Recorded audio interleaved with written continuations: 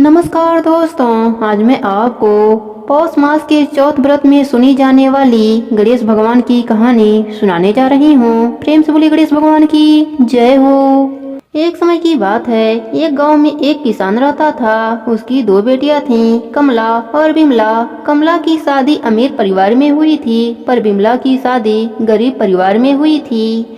अमीर होने के कारण कमला घमंडी हो गई थी। उसने बिमला को अपने घर पर काम पर रख लिया। बिमला उसके घर का सारा काम करती और बदले में कमला उसे बचा हुआ खाना दे देती थी। बिमला सीधी साधी थी, नेम धर्म से रहती थी। बिमला गणेश भगवान का नित्य नियम भी निभाती थी। वह जो भी खाना लाती उसको पहले गणेश भगवान को भोग लगाती, उसके बाद ही वह खाती या अपने परिवार को देती थी।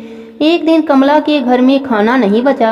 बिमला ने जंगल से कुछ आंवले तोड़े, उसे उबालकर उसने पहले गणेश भगवान को भोग लगाया, फिर बचा हुआ खाकर सो गई। उसी रात गणेश भगवान ने उसके भक्ति की परीक्षा लेनी चाहिए। उन्होंने एक बूढ़ी औरत का भेष बनाकर बिमला के घर का दरवाजा खटखटाने लगे। बिमला ने उठकर दरवाजा खोला तो देखा एक बुढ़िया खड़ी है। बिमला ने पूछा, माँ जी आपको क्या चाहिए? बुढ़िया ने कहा, मुझे बहुत जोरों की भूख लगी है, कुछ खाने को दे दो। बिमला ने कहा, माँ जी मैं बहुत गरीब हूँ, खाने को कुछ भी नहीं है, बस उबले हुए आंवले हैं, आप खाएंगी? गणेश भगवान बुढ़िया माई के रूप में बोले, हाँ लाओ। तब बिमला ने भोग में चढ़ाए हुए आंवले बुढ़िया माई को खाने को दे दिया।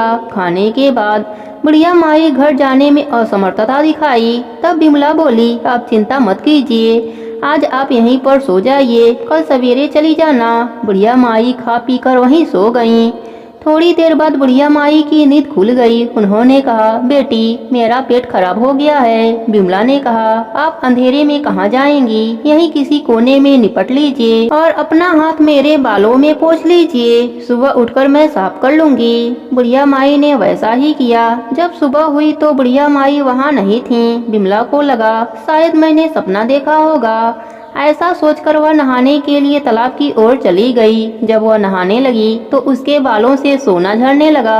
आसपास के लोग देखकर हैरान हो गए। अब बिमला को रात की बात याद आई। वह दौड़ी दौड़ी घर आई। घर आकर उसने देखा कि घर के अंदर चारों ओर सोने के सिक्के बिखरे पड़े हैं। वह खुश होकर गणेश भगवान का जयकारा लगाने लगी। उसने अपने बेटे को मौसी के घर से तराजू लाने के लिए भेजा। उसका बेटा मौसी के पास जाकर तराजू मांगने लगा। मौसी ने पूछा, तराजू का क्या करेगा? बच्चा भोला था, उसने बताया, माँ सोने का सिक्का नापेगी। कमला ने कहा, घर में खाने को दाना नहीं और सोना नापने की बात कर रहा है। सच्चाई का पता लगाने के लिए वह तराजू के नीचे लट्ठा लगा दिया। बच्चा तराजू लेकर चला गया। जब सोना नापने का काम खत्म हो गया तो तराजू मौसी को लौटाने आया। कमला ने तराजू को उलट पुलट कर देखा तो उसके पीछे एक सोने का सिक्का चिपका हुआ मिला। वह हैरान रह गई और उसे विश्वास हो गया कि बिमला बहुत ही धनी हो गई है, इसलिए काम पर भी नहीं आई। वह दौड़ी दौड़ी बहन के घर पहुंची और उससे पूछा, तुम्हारे पास इतना धन कहाँ से आया? बिमला सरल स्वभाव की थी। उसने सारी बातें अपने बहन को बता दिया। कमला को लालच आ गया। कमला लालच बस गणेश भगवान का नित्य नियम निभाने लगी और रोज जंगली आंवले का गणेश भगवान को भोग लगाने लगी।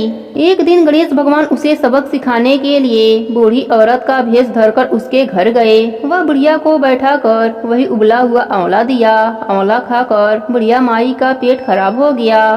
उन्होंने कमला के सारे घर को गंदा कर दिया। जब सुबह कमला की नींद खुली तो उसने देखा सारा घर गंदगी से भरा पड़ा है और बदबू कर रहा है। कमला गंदगी को साफ करने लगी, पर गंदगी बढ़ती ही जा रही थी। वह परेशान होकर बिमला के घर गई।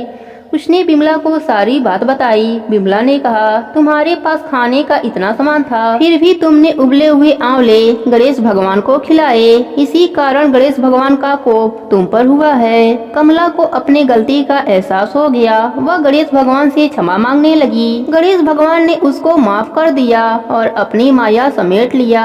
हे गणेश जी महाराज, जैसे आपने बिमला पर अपनी कृपा करी, वैसे ही अपने सभी भक्तों पर अपनी कृपा बनाए रखना।